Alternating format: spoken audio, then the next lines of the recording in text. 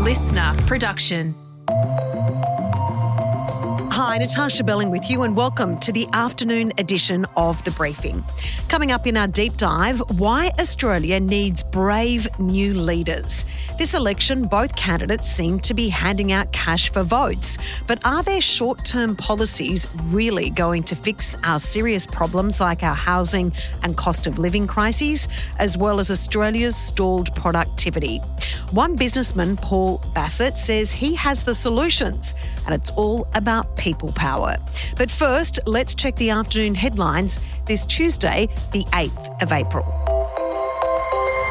A dangerous escalation in the ongoing tariff war between the United States and China. Despite yesterday's stock market bloodbath across the world, Donald Trump is standing firm, now threatening China with an extra 50% tariff if it doesn't withdraw its 34% counter tariff. China is essentially a closed country. In fact, it is a closed country. And what they do is they charge tariffs so that if you sell cars or if you sell anything, nobody's going to buy it because the price is out of control. But that's true with a lot of other countries also. So we're going to get fair deals and good deals with every country. And if we don't, we're going to have nothing to do with them. They're not going to be allowed to participate in the United States.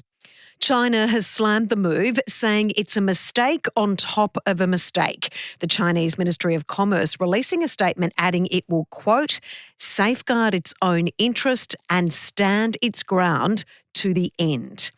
Meantime, the Australian share market rebounded slightly on open this morning.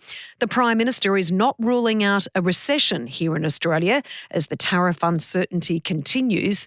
Mr Albanese claiming Labor has prepared our country for the tough times ahead. Higher wages, lower inflation, lower taxes, increased cost of living support, economic growth, and by the way, more than 1 million jobs created on our watch. That hard work that we have done, if we had not have done that, we wouldn't have been as prepared. Both the Prime Minister and Opposition Leader Peter Dutton are in Sydney ahead of the first Leaders' debate tonight. Mr Dutton is on the back foot in the election campaign after crucial policy backflips. But he claims with ongoing economic uncertainty, Mr Albanese is not up to the top job. And if we see further actions out of the United States or retaliatory action from China or other countries, then there is a very significant chance of a recession in the United States, of a global recession otherwise. And those waves, those huge tsunami waves, will hit our shore in no time at all. And we need to have a competent government. With economic turmoil rocking the world, leading experts say now is the time for strong, brave leadership to fix the core problems that are holding Australia back. During our election campaign, both leaders seem to be offering cash for votes and band-aid solutions. In our deep dive, we chat with entrepreneur Paul Bassat, who is leading the way in this important space, saying people power is the solution to our cost of living and housing crises, ensuring all Australians enjoy a better quality of life. Paul, thanks so much for joining us. Really important conversation on some big issues today. In regards to the federal election campaign, there have been a lot of critics saying we have a number of serious issues in this country that just aren't being addressed. Would you agree with that? Yeah, it's been, on a lot of measures, it's been a really tough decade for Australia. And it doesn't feel like we're having much for debate about those issues and how we address the underlying issues. And, every day we see our political leaders going to a different marginal seat, spending time with essentially what's a sugar hit in terms of policy. And there's a particular policy announcement, there's a set piece, and they move on to the next seat. And it doesn't feel like so far in the debate we've really had a serious conversation about what are the ways in which we can create greater prosperity for this country, how we should share the benefits of that prosperity, how we can ensure that our kids are the best educated kids in the world, how we can ensure that people can afford to buy a house. And we're not really having those debates. Paul, you make a great point because to me, when you step back and have a look at it, the fundamentals of our society seem to be breaking down. I can't tell you the amount of royal commissions we've had, the amount of inquiries. To me, if you even look at the beginning and end of life, our childcare and aged care systems are completely broken. We've had both sides of government announce inquiries and put solutions forward, to which none of it seems to work. And our elderly Australians are being not looked after properly. And we've also continued to have this crisis in childcare. Look, I think the feedback, we're certainly hearing that part of the work we do at Amplify is Australians don't feel like the system's really working for them. And there's lots of big important issues, and you've touched on a few of them like aged care and childcare. And it doesn't feel like we have debates about what are the underlying causes, what are the policy levers that we can pull, whether it's at a state level or a federal level or both, to really try to create, long-term sustainability in these systems. That could be NDIS, that could be childcare, that could be aged care, housing affordability, and a whole range of topics, tax policy. And we don't really spend any time talking about the big issues in these areas. Governments do make promises around more money for this or more money for that, but these tend to be sort of, very much sort of short-term sugar hits from governments and oppositions, rather than saying, how do we put these systems on a more sustainable footing? Or how do we get more productivity growth occurring in this country? How can we create more prosperity for Australians? So how do we do that? I mean, that's the multi-billion-dollar question, isn't it? And we can look at each department differently. For example, housing affordability. That's an issue that's affecting millions across the country. How do we put a long-term policy in place that will start to really solve this really serious crisis? Look, I think some of these issues are systemic, and what we need is politicians to be saying, okay, let's have it. And these debates are complicated and they're nuanced, and it makes it very easy for politicians to get criticised. And that's part of the reason they don't do it. But more and more Australians need to stand up and say, actually, we really care about the long-term issues in Australia. We want to have proper conversations about these issues, and politicians need to respond to that. They need to come up with policy ideas that kind of can actually address these issues on a long-term basis. And we've seen it happen in Australia before. I think we saw it happen under the Hawke-Keating government. We saw it happen under the Howard government. These things aren't impossible. We can have debates on important issues. We can pass important reforms, whether it's, the opening of the Australian economy in the 1980s with, floating of the dollar, allowing foreign banks in, and generally opening up the economy, which really, really drove prosperity for the next 10 or 20 years. Things like the Future Fund, things like the ban on guns after the Port Arthur massacre. So leadership is possible. We can have debates on important issues. The Australian people really, really care about these issues, but at the moment it feels like we're being treated to some extent with a sort of a bit of a lack of respect, which is, hey, we're just going to give you sugar hits, and folks are going to vote based on which of those sugar hits are best for them. You make a great point again, Paul, about leadership. Now, over recent years, the general consensus is they're not following a particular leader for their vision or their policy with potential prime ministers or opposition leaders. They're basically saying it's the lesser of the two evils. So how do we turn that leadership around? Because you're right, some of these decisions will not be popular. And I guess some of these leaders are trying to fight for their own positions, let alone look at long-term policy. Yeah, absolutely. I mean, I think we need a system where politicians believe that good policy can be good politics, rather than saying there's a trade-off. I could pursue good policy, but I'm going to be voted out, or I can pursue good political outcomes and get re-elected. And so, number one, we need to get back to a world where politicians can be rewarded for pursuing good policy outcomes. We're at Amplify, we're very focused on housing. That's the topic we're focused on at the moment. We got 100 Australians together as representative Australians from all backgrounds, all walks of life, to talk about the housing issue. And the way in which they came together, they listened to each other, they were open to changing their views once they heard the views of other people in the group, they heard the views of experts, and people are very open-minded. And I think if we can bring that same mindset to the broader Australian community, I think it was a really good test case of the ability of Australians to engage and discuss and debate and be open-minded about the right answers to the right policy issues, rather than assuming that the only way in which you can win elections is by throwing cash at people and then them voting for you on that basis. So what was the solution with that group then, with Amplify, on how they would change or, I guess, improve the current crisis with housing? What were some of their policy solutions or answers? The starting point, Natasha, was there were 50 policy ideas. A group of Australian community heroes then came together and shortlisted that idea to 15 ideas. And then this representative group of Australians basically debated those 15 ideas. They heard from experts on each topic. They heard from counter-experts, so people who thought these policy ideas weren't good. So they heard the yes case, the no case on each topic. By and large, what came out, not surprisingly, was build more houses, that the solution to, and that was in relation to prefab housing, that was in relation to social housing, that was in relation to a moderate level of densification in our cities.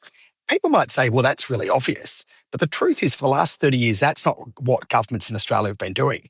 Governments in Australia have basically been giving handouts and grants to people to help them buy houses. And all that's done is exacerbate the problem because it's increased the demand for houses, that's further increased the price and made the cost of housing more and more unaffordable for the average Australian. And so ultimately the solution lies in building more houses, not in these sort of demand side sugar hit solutions. And there's a whole lot of things we have to do as a country, both at a state and a federal level, to enable us to build more houses and catch up with the population growth that we've had as a country over the last 30 years. Do they also mention, to me, a massive issue that is not dealt with on both the state and federal issue? Sure, we need to build more houses, but you need to ensure there is adequate infrastructure around that from a planning issue. Sure, we're going to go and build 30,000 new houses, which has happened in many parts of our country where there is no affordable, reliable public transport.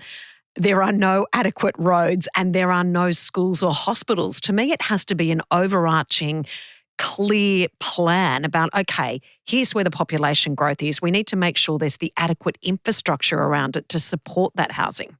I think you're 100% right. And I think that's where the federal government can play an important role because a lot of people in local communities say, well, I don't want more housing in my neighbourhood because that's just going to mean more traffic, more people on the trains, more congestion, et cetera, et cetera. What's in it for me? And so where I think the federal government can play an incredibly important role and support the states is where states are making an effort to build housing, they can provide the incentives, they can provide the funding in relation to all those important infrastructure needs where there's no point in building more houses, as you say, if people can't travel to these areas, if you don't have local schools, if you don't have parks and other amenities. And so this is where the complexity comes in. And this is where I think, the government, the opposition, federal politicians, state politicians need to kind of treat the public with the respect that we deserve, which is that we understand the complexity, we understand the nuance. We can't talk about housing if we don't also talk about transport. We don't also talk about tax policy. We don't also talk about industrial relations and how you get the cost of building houses down. So these issues are complex and multi-layered, but ultimately the solution lies in the supply side, ensuring that Australians have access to more houses than they do now because we have a structural shortage. And this has been a problem that's been 30 years in the making. So we can't fix it quickly, but unless we start today, we're never going to fix it. Paul, let's talk about productivity because the last couple of weeks we've seen the great international global uncertainty and the stock market, many people are rightfully saying bloodbath, where lots of people are talking about in Australia, we could get 4 or 5 interest rate cuts. The silver lining for that, it's great if you've got a mortgage, but the real problem with interest rate cuts is it's basically the economy is struggling. Now, in regards to productivity, do you think we have a productivity problem in Australia? And if we don't fix it, what do you think the future may entail? Yeah, and it's really, I'm really glad you're talking about productivity, Natasha, because it's kind of one of these boring words that people hate talking about. But another word for productivity is prosperity. The way in which a society creates more prosperity for itself is by producing more as an economy. And we've stopped doing that in the last 10 years. On a per capita basis, our productivity has trended sideways for the last 10 years. And frankly, the performance has been very poor for the last 25 years. And again, the answer to productivity is a whole lot of things. It's multifaceted. It's tax policy. It's industrial relations. It's education and training. It's a whole lot of different things. It's the makeup of the workforce, ensuring, a lot of the jobs that we're creating are in less productive areas, service jobs, which are less productive than some other jobs. And so it's, ultimately part of the reason why there is a lot of frustration from the community is Australians have always had an expectation that the next generation will be better off than they will. And when you look at the fact that for a lot of people, they say, my kids aren't going to be able to afford to buy a house, when a lot of people are saying, incomes aren't growing, ultimately the reason for that is we don't have this productivity growth that creates the prosperity, that allows more houses to be built, that allows people to have a higher income. And I think that's ultimately the cause of a lot of the frustrations that we have in Australia right now. Paul, these are big issues, but they're really important to talk about because then that's going to hopefully prompt some much needed action, long-term policy and action from governments of all levels and from both sides of politics.